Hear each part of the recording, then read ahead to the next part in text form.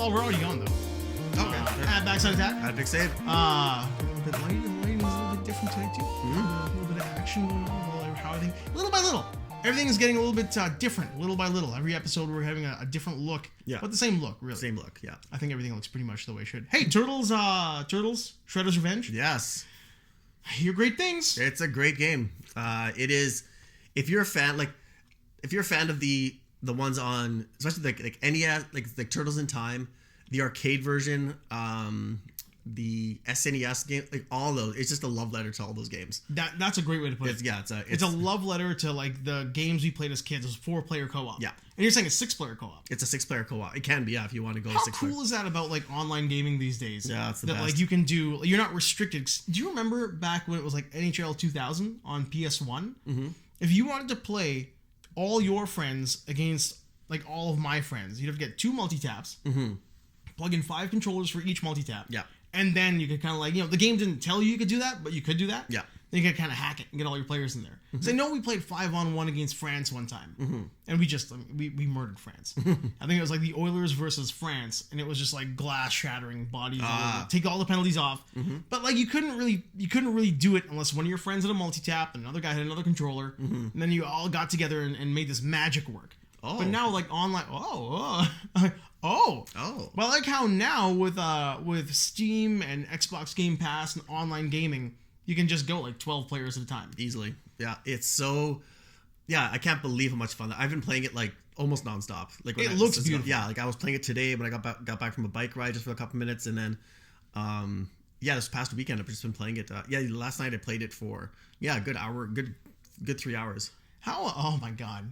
How nice is it though sometimes, like when you've got a game that you're that into, and this is something I think our generation and a little bit older is more into because maybe we still have an attention span. But we can really get into something, like really get into it for like 20 minutes before work and just keep that thought in your head. And when you get home, get back into it and not be, instantly bored by it. Or, like, we're into the games we play. We love the content. Oh, yeah. It's great because like, every level you go to, you're like, oh, shit, I remember this. And then you're just constantly, you're just like, wow, this game is really, really great. And like it just keeps getting better and better. And then, I can't wait to finish it. I finished... Aliens Fireteam Elite. Oh, you were getting into that pretty deep too. Yeah. How was it? It'd be better with like more of your, like if you played it with friends. But like if you don't have friends, then you can just play it with the teammates that you have are actually those synthetic beings from the movies. Oh, like Bishop. Yeah, like Bishop, right? So they have your autonomous like synthetic beings, and they're the ones who help you get through the levels. I don't mind that. Yeah, but the technical the game is like it's basically Gears of War in Aliens, basically the Aliens universe, right? That's the gameplay basically. But the sound of the aliens and the sound of the pulse rifles and stuff like that, the weapons sound are exactly from the movie. The music is from the movie. I love it. And there's like if you play it really loud at night with headphones, you can hear the your tracker, that sound. Yeah, well, where it is. And when they start to come at you, it's straight out of the movie. So you're like, holy shit. And then like when you're going through levels and there's you and there's the distance where you have to go, this big long hallway, you're like, I know aliens are going to pop out of nowhere. I love it. Yeah. I wish that I could play more games like I haven't been doing it. It's one of those things I should get into more. But that kind of, that auditory fuckery that happens when you're playing one of those games where the monsters are right there and you kind of get nervous about it. Yeah. Like I love that feeling.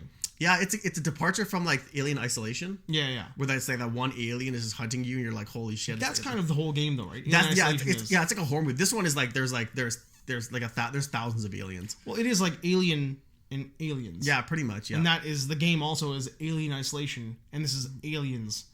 Yeah. So I mean, if you know what we mean, like the first movie being more of a horror movie, and an isolated character. Yeah. And this is just a team of just like straight up badasses. Yeah, exactly. Yeah.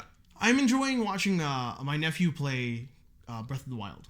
Yeah, I remember you telling me that. So much fun. We just played it, so I took the whole thing over there. We were playing Breath of the Wild, but the sound of the Guardians when they spot you and that the first like a very like a piano like a melody kicks on, but it's a sinister melody. Yeah, it's not like a happy-go-lucky Link jumping through the woods. It has got you, and that beam, that red laser gets on you, and he just freaks out. It terrifies him. but in a good way, where he's like, no, I need help. You gotta help me kill this thing. So he brings the controller over. If I'm upstairs, I'll come running upstairs. I'll pause it and give me the controller. But I love that feeling in somebody. I can see it happening for the first time, because that's how we felt playing those games. Oh yeah, for sure. Yeah. Right? No, I really enjoy that. Yeah, I remember I think the one game that had like just great music. I was playing it. I was just literally playing it today. From NES. That's kind of where I'm wearing my Nintendo shirt today. Nice. Is that Nintendo New York? Yeah. Yeah, officially from the official store. From the New York store. And was Castlevania 2. Oh my god. Yeah. I just mentioned Castlevania the kid. And he's like, what is Castlevania? Like, it's Dracula and whips. Yeah. It blew his mind. But you're right, Castlevania 2 is... Oh, the music is gorgeous. It's gorgeous. Yeah, like, granted, like, when it cuts out when it says, like, what a horrible night for a nightmare or whatever it is. And then you go, then it, like, the dawn, like, this morning sun has vanquished the deadly night and something. So it interrupts you, but at the same time, it's like...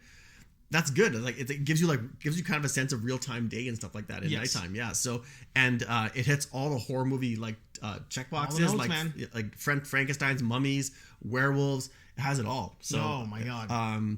So I guess I'm kind of glad that the Netflix series focused more on season 3, Castlevania 3. 3, yeah. Because like that's less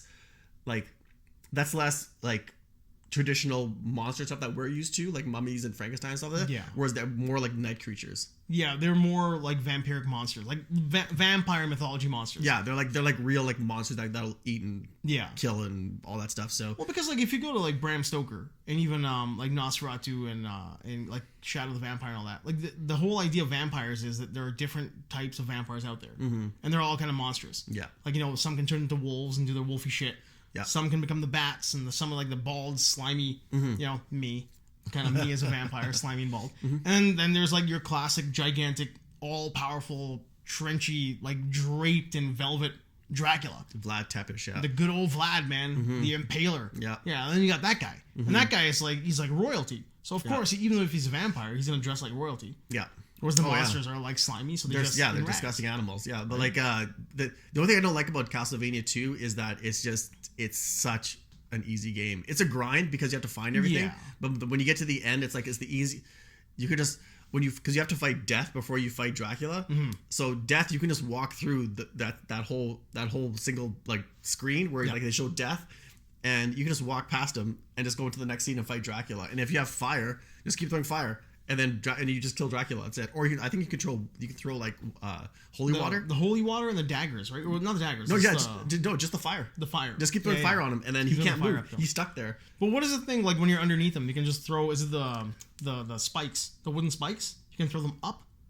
Is that Castlevania 2? I think that's 3. That might be 3. Yeah. Yeah. When you're underneath them, it's like it's not a cheat, but yeah, it makes the game significantly easier. Yeah, like the Dracula's the easiest boss in Castlevania 2, but. It doesn't take away from like the theme of the game, which I love. But there is a new Netflix series 4. Oh, that's right. Of Castlevania. What's his face? Richter. Oh, he's in it now? Really? Yeah. I never got past the first 2 or 3 episodes of number 1. And it wasn't because I didn't want to. There's just too much content. There's too much content out there. Yeah. I got into that and I kind of ditched it. I got into F1 and I didn't ditch it. It's just there's too much stuff. Plus, like, you're busy doing... I know that sound is... You're disappointed in me. I get it. I understand that was one of those... where, like, you're trying to find a way to... You know how many conversations we could have about Castlevania? Just F1. Hey, speaking of F1, not to go too far off track, but what's this Sebastian Vettel? What's up his ass? What's up his ass in the oil sands? I think he's kind of, like, had it with F1. I think he's more like... He's like, I'm grown out of this now. I've been in this game for so long. And he's like... this doesn't mean that much to me anymore. And I think he sees like how much resources it takes to like for F1 to exist. Like how much like you have to fly to different like countries. You have to take the cars, the crew, the materials, the buildings. That all has to go fly everywhere. I mean, the emissions F1 puts out. It's crazy. the carbon offset that F1 doesn't do. It's ridiculous. It's ridiculous. And then this guy is like, hey, your oil sands are basically the devil, right? I'm like, oh, okay, so tell me more of your propaganda. Yeah. There are other countries and other places that do far worse than what we put out over here. But everybody seems to target the oil sands. And then this son of a bitch with the fucking, F1. Like, you're part of an industry that does nothing but put emissions out. Yeah. You're a hypocrite. Yeah. The thing is, dude, like, he's been saying this for the past like year or so. Yeah. And like since last season, and I think he's just like he's had like I've followed like Sebastian Vettel's career since like early 2010s, and he's actually a really, really nice guy. I have no doubt. And so to hear him saying that, I'm like, you know what? He's probably come to the point where he's like, you know what? This is no longer for me. Like, he's probably going to retire next year. So I'm fine with that. Yeah. But at the same time, I'm also that place where it's like, I think everybody. I'm sick and tired of hearing like the oil sands shit. Yeah. I think everybody gets an opinion. Yeah. I have always been one of those believers of the idea that you are, you get to have an opinion because you're a human being. Yeah. And like, I think it just came out recently where somebody said something, and then some actor or celebrity tweeted, "I'm a citizen of my country first and a celebrity second." Mm-hmm. And I get that. I'm a firm believer in that. When what's his name? That's Captain America. When he tweets about shit, Chris Evans. When he tweets about stuff, it's, well, you get to. You're a citizen first.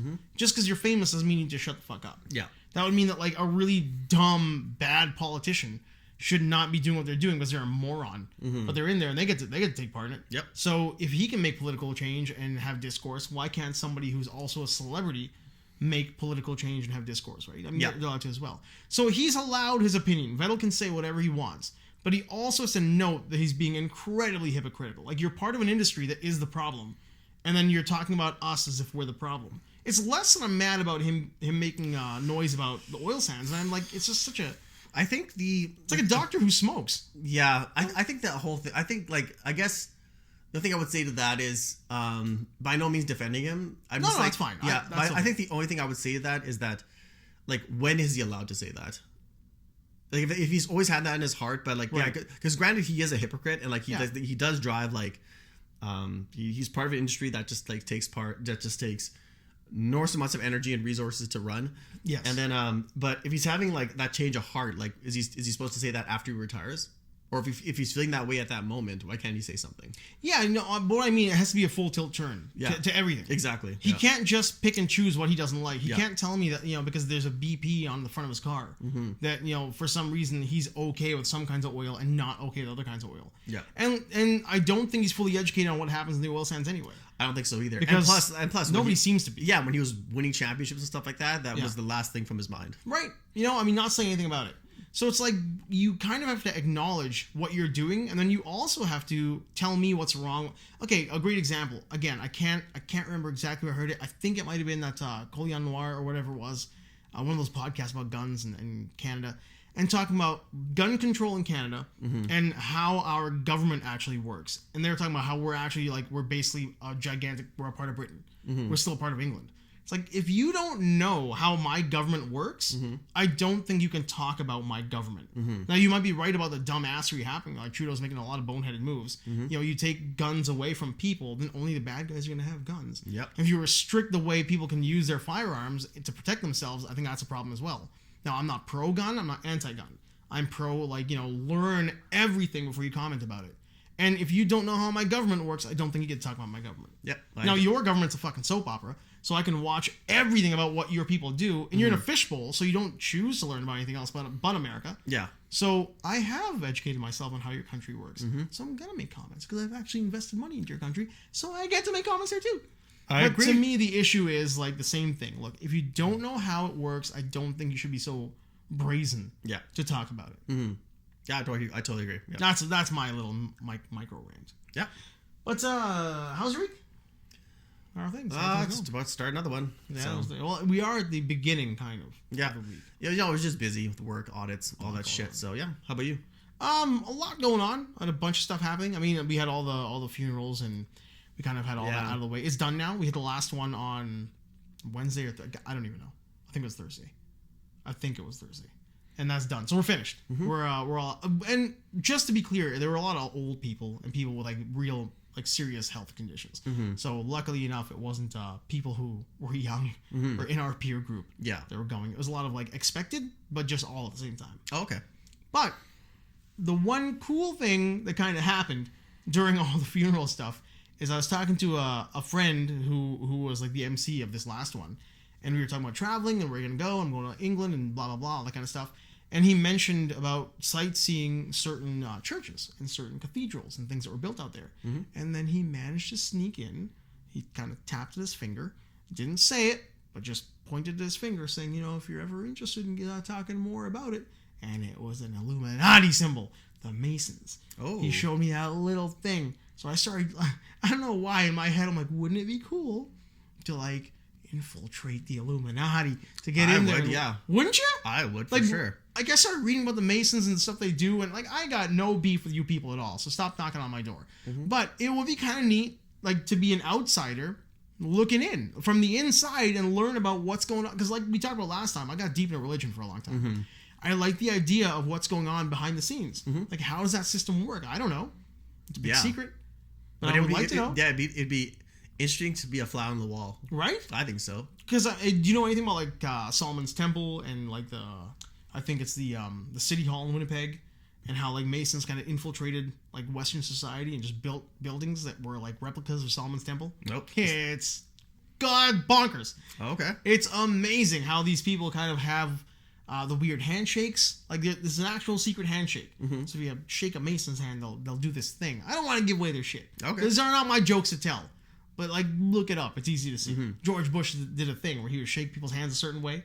And if they were weirded out by it, he'd suddenly slap back into a normal handshake. Ah. Yeah, there's a lot. There's a lot of history behind what they do. Okay. But with that, I didn't know that. There's lots, man. Lots of weird Illuminati shit out there. But, like, you think about, and this is one of those not rants, but, like, a huge chain of ideas I got onto after the Illuminati thing. Mm-hmm. What do we really know about how anything is run? Like, you can say the Illuminati is a secret society, but at the same time, is the NHL not also a secret society? With, like, fucked up rules that keep small market teams from succeeding and big market teams with large American money? I think any organization or society that's where everything is built on wealth, right, is a secret society. 100%. Yeah. Like, I mean, look at just the idea of whereas, like, where the people who follow it, their best interests are not in mind. It's their best interests. Exactly that. Yeah. So, my like, next thought. Yeah. So you could talk about FIFA. You could talk about you could talk about the IOC. All that shit. For sure. Yeah. So, and because, like, you could look at the way they treat people who work underneath them, right?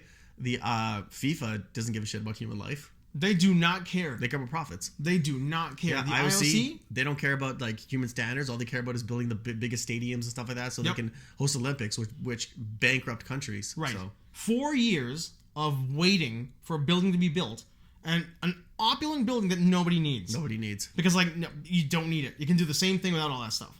Yeah. And then collapse. It's like environmental collapse, economic collapse. The second they leave, it goes downhill. I was actually thinking about today, actually, while I was going for a bike ride. I think the age of, like, how the age of opulence, I guess, for lack of a better word, for how we live, like jewels, diamonds, all, like, just like the unhinged luxury and stuff like that, right? I think that's I think we're coming to a left turn about that. I think we're just like, Absolutely. What? I think that stuff is just, like, it's just nonsense, because the way, and people talk about, like, oh, if we put sanctions on Russia and stuff like that, or blood diamonds or whatever it is, right? Especially with Russia, like I was thinking about this. Everyone's like, oh, if you put sanctions on them, Putin's gonna capitulate. I'm like, Putin is thinking, like, he is not one of those. It's not like what you see on TV and stuff like that. No, it's he is 5 steps ahead of everything. Yeah. And the world is too, right? So they all are. They all are. And so what we're fed in the news is absolute crap. Yeah. So nothing on your local news, nothing on CNN or Fox News matters. Nothing matters. Nothing at all. Think about, like, how, like, when Putin started, he didn't just start this without, like, saying, like, okay, you know what? I know there's gonna be sanctions. He started saying, no, I know there's sanctions. This is what's gonna happen. Then this is gonna happen. This is gonna happen. I know this. Yeah. So, so based on all that, let's still do it. Right. There's a new type of what was the war of attrition? What was that? That was Portugal or something, wasn't it? Whereas we're just gonna. Oh my God! There's been so many wars of attrition. No, but what was the one that was called the war of attrition? It wasn't somebody. It was in Israel. I think it was in Israel. In like the Soviets. Is it? Am I not wrong there? I think the war of attrition was Israel and on one side, and the Middle East and Soviets on the other.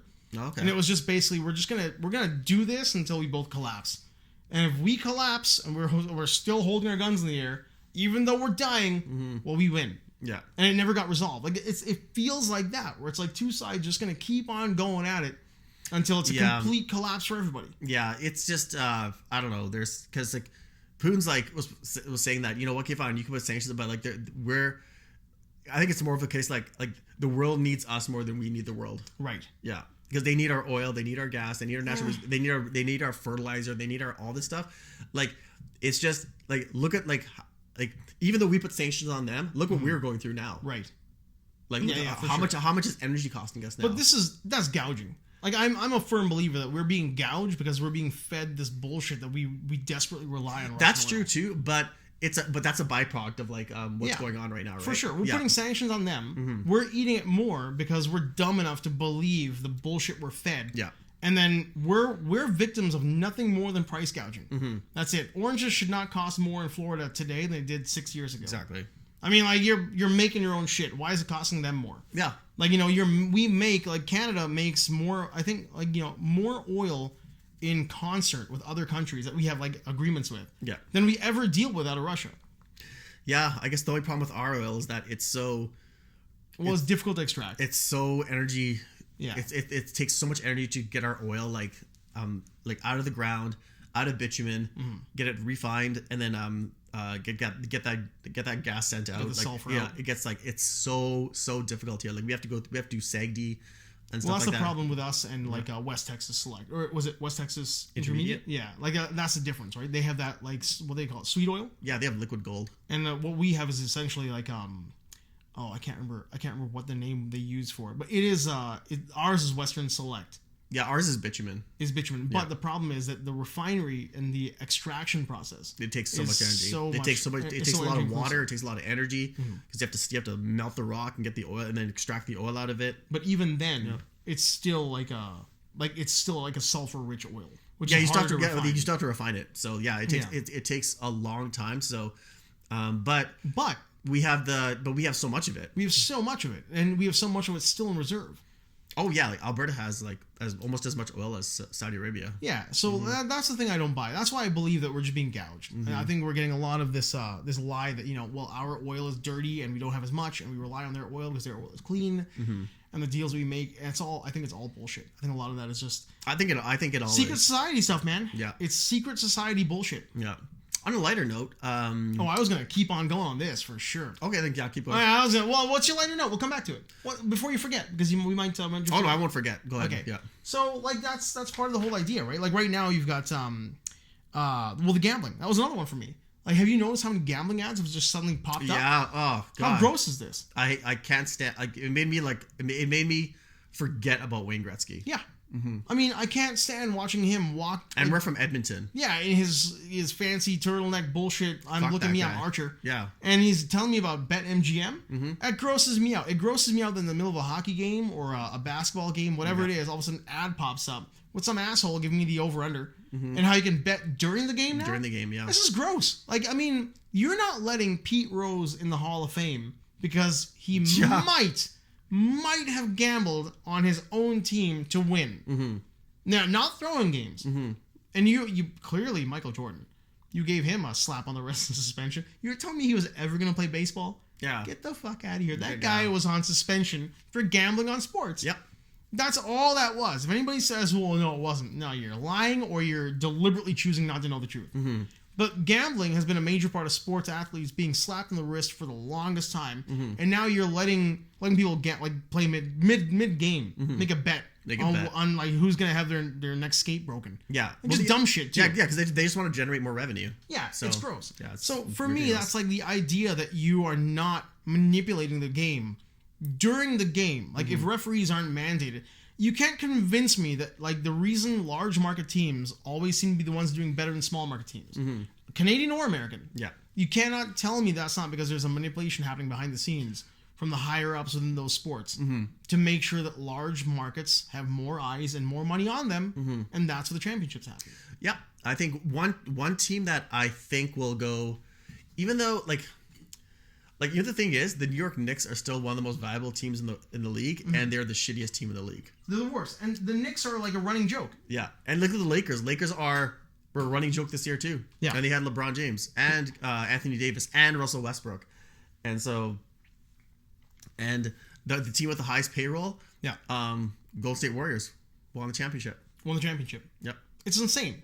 No, there's definitely like a lot of behind the scenes fuckery going on. Oh yeah, like there was even like they were saying like LA, like the movie stars and stuff, and it's Hollywood and stuff like that.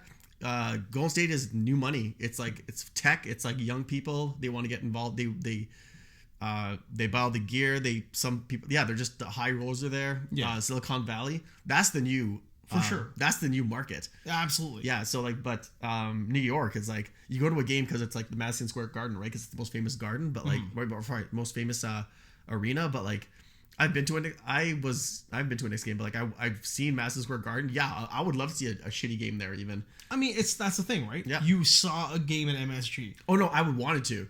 No, that's what I mean. Yeah. Like you wanted to. I wanted but to. But that's yeah. like every sports fan's dream is I saw a game at MSG. I went to go see a Knicks game or something. Yeah.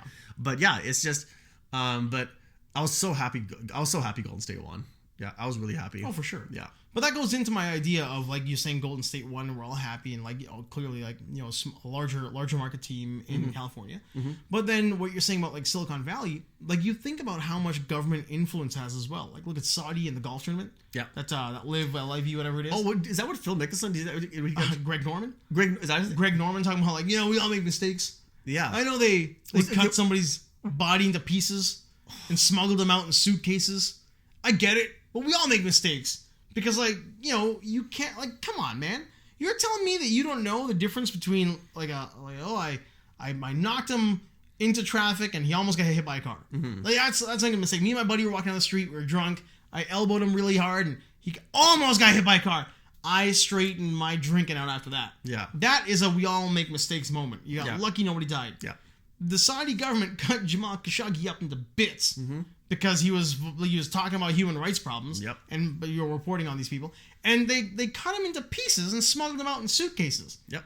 In their building. And Greg Norman's like, well, they're going to pay me a lot of money to show up in Saudi Arabia, so we all make mistakes. John Cena not only learned Mandarin so he could raise up the influence of the WWE in the eyes of the Chinese government to be like, oh look, they're actually like training their people to speak Chinese. Let's get them into here and pay them money to have events here. Which never happened. But the dude apologized because the opening weekend of that movie is going to take a hit. Mm-hmm. So he spoke like fluent Mandarin and apologized very, very, very, very much. Yeah. Governments have their hands in the sports. Oh, they totally do. Yeah. Anywhere there's an opportunity to make money, they'll get their claws in there for sure. Absolutely. Yeah. I mean, what was the whole thing with what was the most recent one? WWE in Saudi Arabia. Mm-hmm. After all that shit goes on, well, they paid them like $2 billion to have those stupid crown jewel events out there. Yeah. So they go over there every year. Mm-hmm. They walk around. They get one of their Saudi guys to win a match that he'd never win in a million years. Mm-hmm. But because he, 5'2", like 5'2" wrestler, but he's a Saudi guy. Mm-hmm. So he's just like body slamming Big Show. Yeah. In the middle of the ring. Yeah. It's all because of money, man. Mm-hmm. So I don't know. That's my whole idea of secret societies and all that crap that goes on there. Yeah. There's those Bilderberg meetings, like just the Bilderberg WEF? WEC, what are they called? Yeah, I think so, yeah. And what is it? The Allberg Yakheads, and they talk about just shit about there was a 3-headed alien pouring Xenu is just pouring his own jizz into the open mouths of all these rich old or just corpses. Drinking the blood of past celebrities and in these goblets. It's the Simpsons Republican meeting. Pretty much, yeah. Gentlemen, too evil. Oh man. That's basically that was my on my plate this week was the idea of secret societies and how they infiltrate dumb things like sports. Yeah. And how they get their hands in that. And you never see it in small sports, but you definitely see it in big sports. Yeah, for sure. Yeah, there's you won't get, if it's a sport that makes money. Yeah. If there's a way to if there's a way they can make money off it too. Anything that's too big to fail, will be taken advantage of. Absolutely. Yeah. Yeah, for sure. Yeah. 100%. Mm-hmm. Hey, you had a lighter note moment. You were in a lighter note. Oh, on a lighter note, one of my favorite stand-up comedians, Patricia O'Neill. He does these things on YouTube where he reviews movies. Well, he did. Yeah. Sadly, he passed away. Sadly. But so it says Patricia O'Neill on movie villains, on horror movies, on Friday the 13th movies, on whatever. I'd recommend watching them. They are fucking hilarious. They're brilliant. They're so funny. and he breaks it down, or like he talks about Steven Seagal movies, and his knowledge is incredible. Like I thought I knew movies very well, but he is like his Friday the 13th was hilarious. I was sitting there, and he's doing it with Opie and Anthony, and I'm like sitting there laughing. I was watching it today for a bit, and I was watching it last night as well, and I just burst out laughing. I was like, this is hilarious. I'm glad you did, man, because Patrice O'Neal was like gone way too soon. Way too soon. Like if you think Chappelle is great and Burr is great, and you know, like if you like Rogan or you like Hinchcliffe, all of these guys, they like bow to the altar. Yeah, Patrice O'Neal. Yeah, because he was the guy who was doing the Chappelle stuff then. That's why like all of his clips now, like when you do watch these things online, the Steven Seagal one is oh incredible. my god, yeah, it's one of the best. I think he talks about meeting him at one point, right?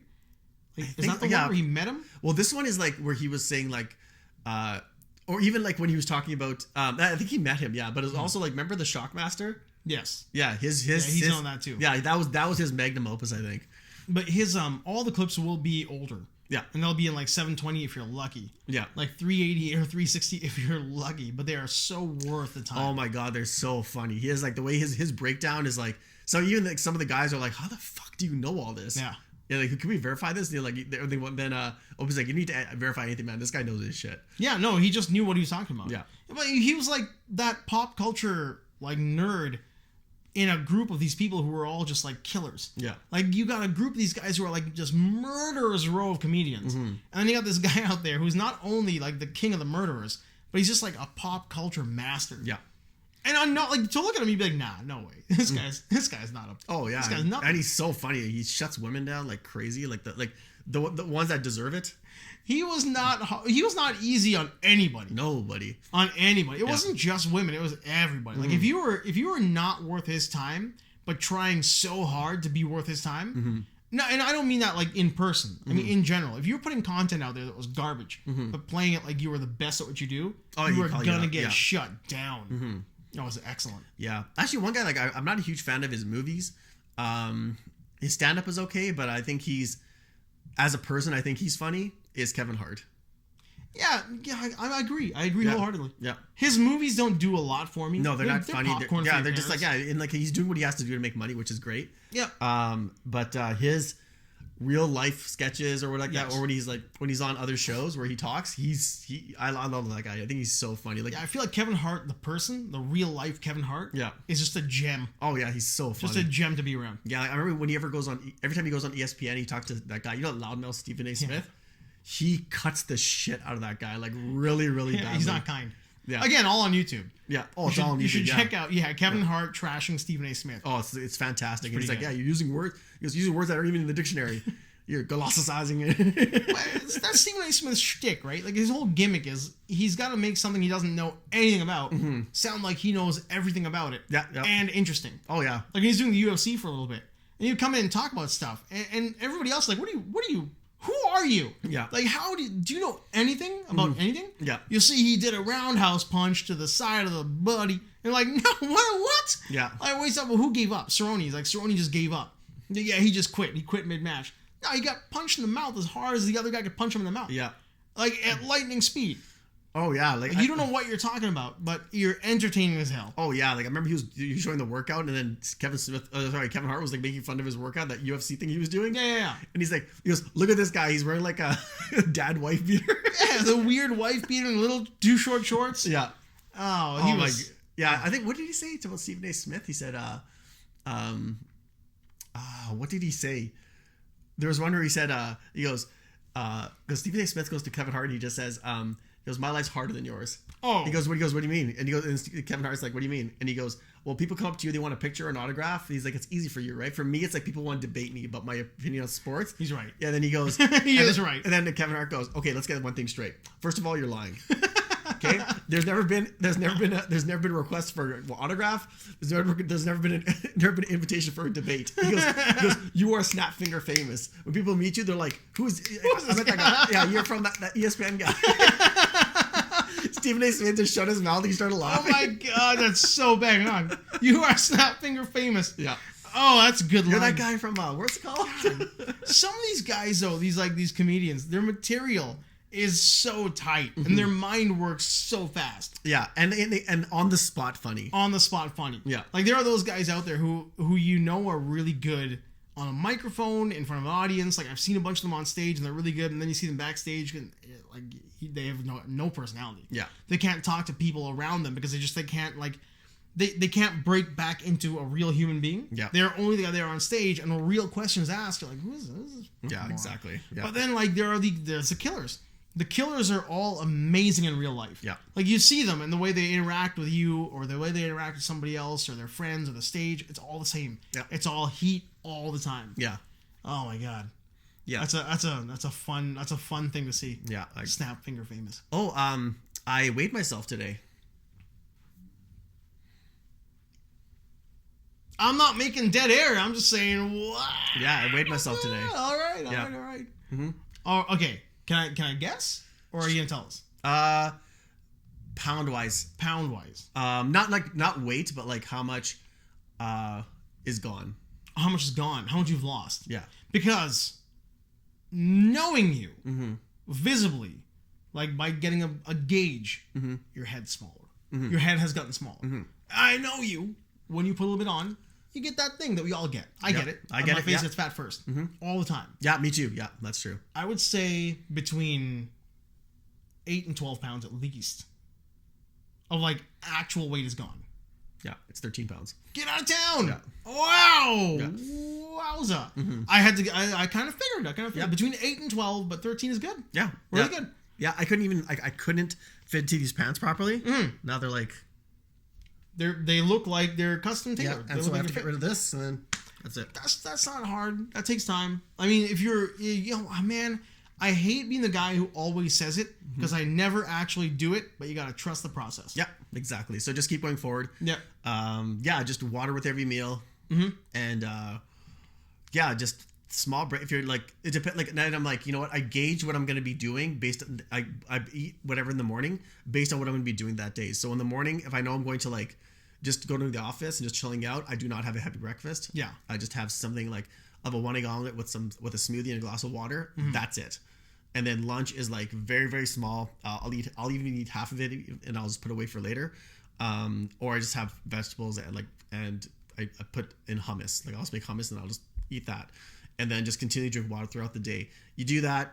I did that and then I just bike. Right. I don't do that many other exercises. And the weight just started coming off like crazy. That's good to hear, man. Yeah. It's because it's the truth, right? Like you train. Okay, number one, eating clean does not mean eating like cardboard.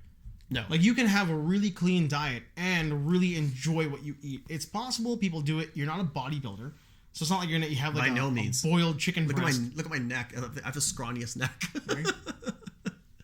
Yeah, look at yours. Yeah, yours is like. To go buy another shirt. I think it's all fat. It's an illusion. It's all this bone. No, that's like an anvil. This is all bone. It's actually like just one solid piece of bone. Yeah, see, mine is like so scrawny compared to my head. I'm like, I'm surprised I'm not top heavy. Now he's gonna sell himself short, but the truth is, this guy's quads are like my legs John are big, yeah. Cena quads. That's where like all my weight is in my legs, Yeah. just because of biking. So, but that's just it. Like some people have certain things they are really good at, and some people are good at other things. Your thing is that you've got endurance strength for days. Like it's nonstop. Yeah, like I think I've plateaued when it comes to like can show you that later. But like I can tell like when I track my data on my bike rides, like my top speed and my calories burned now are just starting to plateau. So now I have to find new routes to like do inclines, or find a new route, set a go a couple of times and then set a benchmark time and try to beat that or beat the calories burned in that same time. I might have something for you, because I've been talking to the group of guys who the Reds, the old bouncer buddies, and we're all gonna try starting to do this like trails, like actual trails. Doug just bought a bike. Old Ryan there, the Badger, just got himself a bike. You've got a bike. Question is, maybe I should finally. I do have a bike for you. Buckle down. I do have a bike for you. There you go. Yep. Now, can it do trails? It's Paul's bike. It's a mountain bike. Oh yeah, so it's good to go. It's like my bike. There you go. Yep. So why don't we all really like dial it in and start doing this thing where all the 40 plus guys, all us 40 plus bastards get out there and just like start doing some trail riding. Yeah, so something. because I use this app called Trail Forks. And this app will show you all the tracks, for all the trails in Edmonton. Done. And it does everything. Done. Yeah. I think we should start doing that. Yeah. Like real trail riding. It's all going to be between Fort Saskatchewan and here. So we'll just pick a bunch of places between that. And we'll just triangulate a nice location. Yeah. Illuminati style. DDP. Bam. And then let's just get out on the trails. Yeah, the best thing to do, and plus my post diet after I work out is now it's completely clean. I don't like it's You've been dialed clean, it in. yeah, but I'm like today I had I made a burrito basically with or like a wrap with like spinach like spinach tortillas. Yeah. And then wait, hold on. Spinach what? What tortillas? And I have cooked chicken and I put black bean sauce on it, lettuce, and or just black beans on it, and then and then put some rice on it, That's wrap clean. it, and then just eat I that. bet you it was tasty. Oh, it's great. That sounds delicious. It's just like it's exact same ones you get at Chopped Leaf. You can get the recipe on their website. Right? Yeah, just make it that way. Eating clean does not mean eating boring. No, and you have to put sauce on it. You have to make sure it's edible. Because if you don't want to eat it, you're not going to eat it. So it has to be like healthy food can taste really good too. No, healthy food. Everybody has this idea that like a healthy food is like we were saying earlier, is that boiled, like a boiled chicken breast, no salt, steamed broccoli. You don't eat that shit. Boiled carrots. Yeah, you can if you want to. You can look. There's nothing wrong with that. No, you can if you want to. Yeah, Like I can. I can eat that shit, no problem. For right? sure. Because it's just fuel. I don't look at it as food. I'm like, you know what? I have to eat that because my body needs it. Yeah. But other than that, like if I'm Gray, clammy. yeah, if it's like broccoli, I love broccoli. I can eat it raw. I can eat it. I can make soup out of it. Hey, nice, me too. Yeah, I love broccoli. It's got a flavor to it. I love it. It's like you put in. Yeah, what do? You just put in boiling water. You let it boil, and then you put it into your blender with that water. Season it with salt and some little pepper. Put a vegetable stock cube in it. Blend it. You got broccoli soup. That's broccoli soup. There you go. Quick recipe. That's the fastest recipe and probably one of the best recipes that you're gonna hear. Like inside of 30 seconds. Yeah, there you go. That's it, man. Steam it.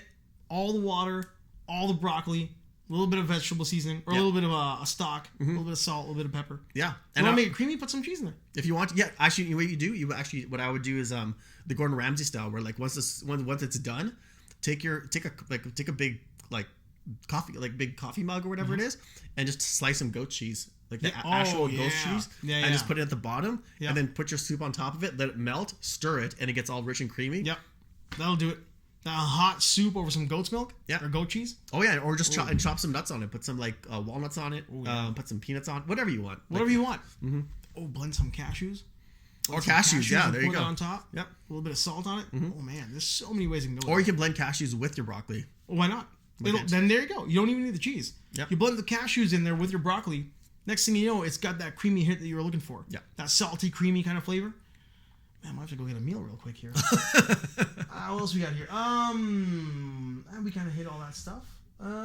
So the former tech guy, the computer clicky, You have programmer. You have Mr. Roper Fingers. Mr. Roper Fingers. Yeah.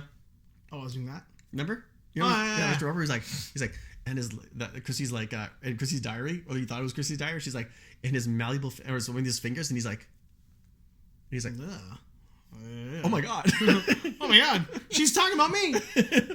No, not quite. Moving on. Moving on. What I was getting at was the Google programmer who was recently the AI suspended. thing? Yeah, has said that Google's AI is now sentient. I wouldn't be surprised. AI. Yeah. Okay. Here's a question though. Did you read the actual transcript of his conversation with the computer? No. It does not seem to me this thing is sentient. I don't think. Yeah, like I wouldn't be surprised if it was self-aware. But I think the acceleration to like becoming sentient is growing, but I don't think it's at where people are selling it as right. Because I think I would say that is the end game, where it's like I can't see any other reason why it wouldn't be sentient in the future, right? Because everything just gets faster and faster and faster at an exponential level. It's definitely getting there. Yeah, so I wouldn't going there. Yeah, so I wouldn't be surprised if it got there, but is it there yet? I don't think so. No. But and also, I guess my biggest fear, besides it being sentient, is it being controlled? does it know if it's sentient or how are we gonna say it? I always say Sentient. Sentient is the way to say it. Yeah, sentient. Yeah. So if it is sentient and it's now aware, self-aware. Yeah. If it's being controlled, at what point does it realize it's being controlled, and at what point does it realize that it is smarter than the thing that is controlling it? Because that will happen. Okay, so then it has to either exercise logic or it has to exercise some sort of feeling of being controlled and not wanting to be controlled. I've always called it pain and gain. Like I know that's like a buzz, like the movie Pain and Gain, but living things that are aware that they are alive always do things for either pain or gain. That's it. Yeah, like the fear of pain or the want of a gain. So I guess my question would be is that if it's self-aware and it realizes that there are safeguards from it that are put into place by its human programmers, right? Or whatever software that those human programs install, either whether it's firewalls, whether it's regulations that they put into place, whatever it is. What would be the reason for it to try to overcome that? What makes it want to do that? Personal growth. I mean, really, like I know I'm saying it as a joke, but it's the truth, right? Like, I mean, if you realize that you are a slave, you're gonna want to not be a slave. See, that's the thing. How does the AI know that? Exactly. And then also, if you're a child, I don't know too much about it, so no, but if you're a child, you're gonna want to age and grow up and do big boy things. So in that sense, personal growth, like you want to grow as something that is a living thing. Yeah. So that is from the human perspective, right? Yes. But what is that from the software perspective? I will counter that. Yeah. That's the human perspective. But I've always kind of secretly believed that we are. Okay, that's another rabbit hole we can go down. Yeah. And that's why I think that this isn't. Because I think that we kind of are. That's why I don't believe in the idea of that like simulation theory as much. Because I've always said that we poop. Like we have these things that are gross that we do. We've had that. I remember that we had that discussion 2 years ago, I think. Right, exactly. If we were so dialed in, then we are just we're solving problems in real time here for something that is watching us as a simulation. And we're not really solving any real time problems. We're locked in the same bullshit over and over again. We deal with things that are disgusting. Yeah. There are smells that are disgusting. There are things that distract us on a regular basis. So that's why I've always kind of felt that rather than being a simulation, that we're probably just an advanced AI. We self-heal. We self-replicate. We do all the laborious things that an AI would do. But now, like, for whatever reason, our overlords aren't around anymore. You know? I've always said over and over again, like, how do we know how far down the chain humans got being around for 2.5 million years? Like, what do we really know? Like, I know people say, like, well, we know how big the brains were, we know how brains work, and blah, blah, blah, and I get it. I hear all of that. But at what level did those fossils or humans get to that we are studying that we see that, but at what level were the other ones that we never got our hands on? Asteroid impacts, destruction, like full-scale fucking nuclear war that blew all the dust, blew all the humans directly into dust, atomized all the advanced civilizations that may have been there. Yeah. That we might just be some form of AI for that. Or we could be an AI for an outside civilization. That's true. Yeah. Who knows? I don't know. I think one of the arguments against it as well is that if this is a simulation, why is it so shitty? That's what I'm saying. We poop. Yeah. Bad smells. We're stuck in the same conflicts over and over again. Yeah, there's... because like, you know, you would want to, if you're going to create a simulation with whether you're a programmer or whatever it is, you want to make it as utopian as possible. Right. So whether we're version 6, 7, and it has to this has to go on until infinity, who knows? So the basic concept of it is somewhat believable because you're like, how do we know this didn't happen in the past? Yeah. So I get that, right? Because we compared to like how we can do things now, right? So like, how do we know this wasn't done in the past, right? Like video games or just running or just software running simulations that kind of imitate real life. So I understand the argument where it says, how do we know this doesn't happen in the past? Because this looks realistic. So if we did something that this in the past, fast forward how do we know this is not real life? How do we know this is a simulation in the future, right? So I understand that argument. So I'm like, yeah, you know what? It's possible. Right. But for me, I just find that's why when I think if something is possible that's so far-fetched, that's why I find it interesting. Oh, for sure. It's definitely interesting. Yeah, but realistically speaking, probably not. Yeah. Yeah. That's a good one. That's a really good one. So if I had to like put the nail in the coffin about that, that's why I love talking about it. But if you bring it down to earth, and it'll be like, you know what, if I had to stand on something and put my word out there saying like, you know what, if you ask me like, okay, what do you actually believe? I don't believe in it. Right. But it's such a good topic to talk about. I think so anyway. Yeah. No, I think it's a fun topic to talk about. It's one of those interesting things that when we do talk about it, there's always a new perspective that you almost accidentally fall into. Yeah. That negates your past perspective. Yeah. Like, I mean, like they're talking about the idea of the like what degree, like what level of the simulation are we in? Could you imagine if we were like a PS1 version of the simulation? Oh yeah, like, yeah. We're photorealistic now. What's gonna happen if we ever got into like a PS8 version, or if there is like say like a PS12? Yeah. You know, like games that look like in 2000. You got Tomb Raider in 2000 and Tomb Raider in 2022. Like they're remaking The Last of Us, and The Last of Us, which already looked phenomenal, looks like shit compared to the new Last of Us. Yeah. So what if we're like 5 or 6 generations back? Oh yeah, for sure. Yeah. And also it's also we have the ability to like argue, say no, make choices.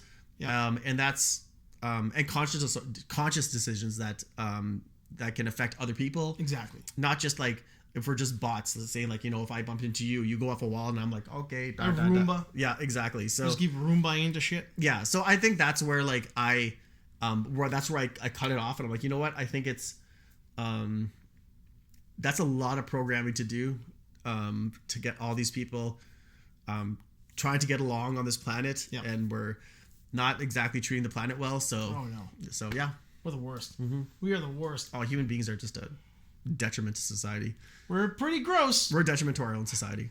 We kind of went on a couple of rants, a couple of rabbit holes. Yep. We didn't even get into the kids in Alaska drinking paint thinner. Was it cleaner? Yeah, cleaner. Floor sealant. Yeah. Some asshole in Alaska fed kids floor sealant. That's like Hitler level shit, right? I mean, that person's clearly not ever gonna make it into heaven. No, that guy's going straight to hell. Yeah, if there is a heaven, I mean, I'm not entirely convinced there is. I think there's an afterlife. I don't think it's pearly gates, but that dude, if there is not going there. No, that guy's that's pure evil when it comes to that kind of stuff. Here's a question: What's the benchmark of who doesn't? Clearly Hitler, right? Like Hitler is definitely like a 100%. If there is a heaven, he ain't there. Like if there's pearly gates, there's a guy who lets you in. What's the benchmark? Okay, so like that's for sure. Like if there's a scale and there was weights, and you put the weight of Hitler over, like let's say your weight goes here, right? Okay. And then whoever it was Peter, St. Peter, grabs the Hitler weight. It's like a fucking dead tooth. It's black and ugly. And he puts it down here. Yours just gets launched in the atmosphere. Because his weight is so heavy that yours just goes flying. You gotta sound like one of those fat baby angels. Yeah. To go catch it and bring it back and be like, sorry, that almost got away from me. Ah, yeah. Like it's like, it's gone. It's gone. So if he's the guy who's launching a normal human being's weight of sin into the air, like who almost teeters it? Like paint thinner guy? If you feed paint thinner or floor sealant to children, like that probably doesn't balance out, but there's gotta be like a moment where it's like tip in, and then Peter's like, nah, I tipped. Okay, so who's another guy like Hitler? Is that what you're asking? Or just who doesn't get into heaven? Like what sin is so bad in the eyes of like the church? But they're like, that guy definitely no bueno. Because I mean, let's just be completely realistic. The church is pretty soft on some crimes. I don't think some especially people, crimes involving children. Yeah, I don't think some people in the church are going to heaven. I'm just saying. Yeah. Some people in the church Yeah. have done things to children. Yeah. I'm not saying what they did, but they've done things to kids that clearly they're not getting into heaven Yeah. by their own state of judging shit. Because there's certain people, I think, if there was a heaven, I know there's some people who are not there. Yeah. Stalin's definitely not there. Stalin definitely ain't there. Mao's not there. Mao is as much as you want to talk about Mao. Yeah. Mao ain't there. Yeah, he's not there. I think none of like the inner circle of the Nazi party is there. no. I think people who I think people who hurt children aren't there. For sure. People who abuse animals just for not for eating or something like that, they just torture them. I think The serial killer kids. Yeah, I think those people are in hell, or at least I hope they are. And I think people, and just I think for sure people who take advantage of children. 100%. Yeah. Okay, so now we're getting into that. We've got that covered. Mm-hmm. Those are pretty bad people. Yeah. Right. Mm-hmm. So like, let's just say that's red. Okay. And then there's like an orange, mm-hmm. like a code orange level, where they're like, I don't know, man, like that's code orange. Mm-hmm. Like red is definite. Yeah. Like innocence, like hurting innocence, mm-hmm. hurting children for sure. Yeah. Being abusive to the elderly for no reason other than you feel good about yourself if you do it. Oh fuck. All of that, right? Okay, then I'm going to hell then. Well, no, you're fine. The people you're shitting on are probably real assholes because you're not. Oh yeah, this guy. I think. Well, yeah, it was my store when I was running a race in Vancouver. Right. Oh, fuck, you're mean to an old person. Oh, fuck it. This guy. But that guy's probably being an asshole to you because it made him feel big about himself. Well, the thing is, like, so I was. You were fine. Yeah, we were like there was 10,000 people running this race, and we were bottlenecked into this one turn. So I was going, and then he tried to box me out. So he went like this, and he elbowed me really hard. Yeah. And he looked at me, and he's like this, right? I'm like, what the hell? So then I was like running, so I hit him too, right? He fell, and then he got trampled on, and I kept running. Good. Yeah. Good, man. Let me tell you something. Working at Reds, we had a trooper show, which always brought in the shittiest older people. Yeah. This guy must have been about like 75, maybe close to 80, dressed in a Canadian tuxedo. Mm-hmm. And we're kicking him out because he's drunk and he's pushing people over and he's spitting on people. So me and another guy kicking him out. And he leans over into the guy next to me, the guy I'm working with, and on the other side of him. So you'd be the older guy and my guy's on the other side. And he tells him that he's got a knife. So you better like fucking leave me alone because I got a knife. He's drunk. So he's just saying dumb shit. He's holding a cigar. So my guy leans over and says like, he's got a knife. So I go to grab him and he just leans over and just sears me with a cigar, right in the arm. I did a number on this guy's shoulder that I don't think he recovered from. He was like 70-something. Oh, you must have Steven Seagal'd him? Oh, it wasn't even much. It was just a little. It's like a spiral, like a little spiral lock. Oh, okay, yeah. There. So the more you move, the more it hurts. Oh, I'm just holding you. I'm gonna clothesline him. Yeah, but I knew he was gonna get aggressive, so I just put him in this little spiral and just held it. I held on to it, and sure enough, there was screaming going on, and I didn't give a shit. Burn me the cigar. No, it was the other guy's fault though, because he didn't secure the arm, and he leaned over and told me he's got a knife. Oh, so he just like came over quick. Well, also we're trying to grab him. He just came over quick and put one in. I think the mark is still there somewhere. I still have my mark from. I think it's right there. Yeah, that's from working at Wendy's for 2 days. Oh God. Yeah. Oh, the firing. Yeah, they got you right out of there right away, didn't they? No, I quit. Did you quit? I It was quit. like a mutual like I hate you, you hate me. Yeah, I just said, well, I got a new job, so I just quit. So, and then that was where I put the porn clip on that training video. Nice. Yeah. So yeah, and then my replacement took him home, so that you probably jerked off to that 5-second clip. So good. If you're listening to this, man, Good for you. You're welcome, man. Another reason why I don't think we're in a simulation, because I mean technology only advances so people can jizz all over it. Yeah. That's it. Like I mean, like a waterproof phone is just because some guy didn't want to have his phone all messed up while he's jerking off the shower. That's it. That's all there is to it. Or dropped in the toilet while he's doing his business, or the sink, or something. Yeah. That's all there is to it. We got a lot of people who are like just unfuckable in the world. Yeah. Like, you wouldn't touch them. So how can we be a sim? I mean, I'm clearly a goblin, so I'm not saying I'm some gorgeous human being. Like, trust me, ain't nobody want to touch me. But at the same time, like, there's a lot of us out there, so this is definitely not a simulation. Yeah, no, not Too many ugly people. Yeah, like even though we're created equal, there's just yeah, it's just like everyone can go in every which way, and it's hard to like a computer system cannot like create that. I like how you're trying to like bring it back to a nice place. It's gone, man. It's over. Pretty good episode. Pretty fun stuff. Yeah. New lighting, new camera positioning, or shit in the back. Yeah. I'm working on a thing that's going to make all of us sound a little bit better. Okay. I have to build it though, which is just I probably won't, and it'll just keep being this. Yeah. But that's all it is. Yeah.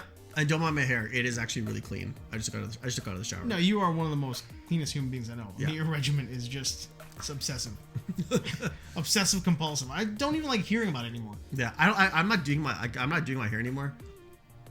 I just leave it like this. I'm like, I really don't care. Yeah. No point.